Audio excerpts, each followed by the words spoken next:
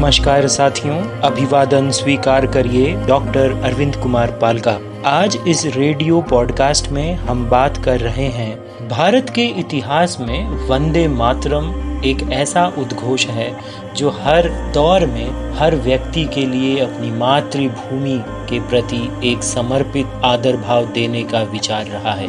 भारतीय स्वतंत्रता संग्राम के दौरान हजारों वीरों ने राष्ट्र की खातिर अपना सर्वस्व न्योछावर कर दिया और वंदे मातरम का उद्घोष करते हुए फांसी के फंदे पर झूल गए।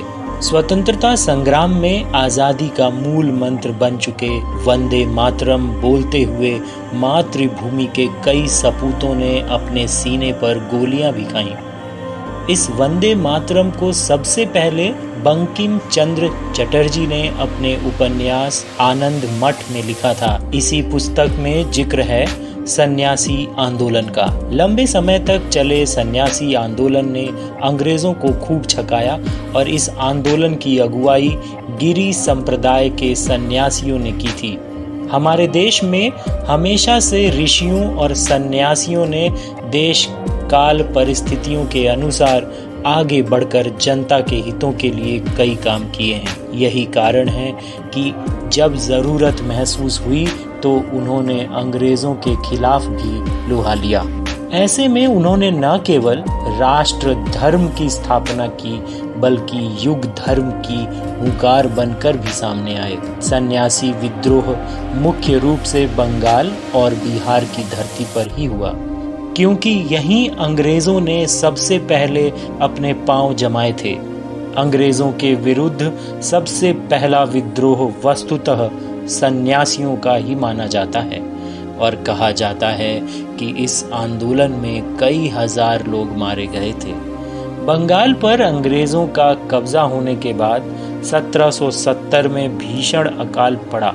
बावजूद इसके अंग्रेजों ने सख्ती से कर वसूली करना जारी रखा और वे धार्मिक स्थलों पर आने जाने पर प्रतिबंध लगाने लगे। अंग्रेजों की इस क्रूर नीति से सन्यासी नाराज हो गए और उन्होंने आंदोलन करने का निर्णय लिया। सन्यासियों को इस आंदोलन में किसान, जमींदार और छोटे सरदारों का भरपूर साथ मिला। उन्होंने एकजुट होकर अंग्रेजों के खिलाफ आंदोलन शुरू कर दिया। राष्ट्र के प्रति सन्यासी आंदोलन के आंदोलनकारियों के समर्पण का अंदाजा इसी बात से लगाया जा सकता है कि इन वीरों ने देश को मां और स्वयं को उसका संतान घोषित कर दिया था। वे गुरिल्ला युद्ध करने में सिद्धस्त थे। कहते हैं कि वे सरकारी खजाने को लूटकर गरीबों में बांट देते थे। इन आंदोलनकारियों के प्रभाव का अंदाजा इस बात से लगाया जा सकता था कि इन लोगों ने अंग्रेजों की कई कोठियां भी छीनकर बहुत से अंग्रेज अफसरों को मौत के घाट उतार दिया था। इस आंदोलन को दबाने के लिए अंग्रेजों को अपनी पूरी ताकत लगानी पड़ी और आखिरकार बंगाल के गवर्नर जनरल वॉरेन हेस्टिंग एक लंबे अभियान के बाद इस विद्रोह को दबाने में सफल पाए। इस ऑडियो पॉडकास्ट को सुनने के लिए आपका बहुत बहुत धन्यवाद। साथियों, अगर आपने इस YouTube चैनल को सब्सक्राइब नहीं किया है तो इस YouTube को लाइक, शेयर और सब्सक्राइब करें। इस पॉडकास्ट के लिए अब मुझे दीजिए इजाज़त।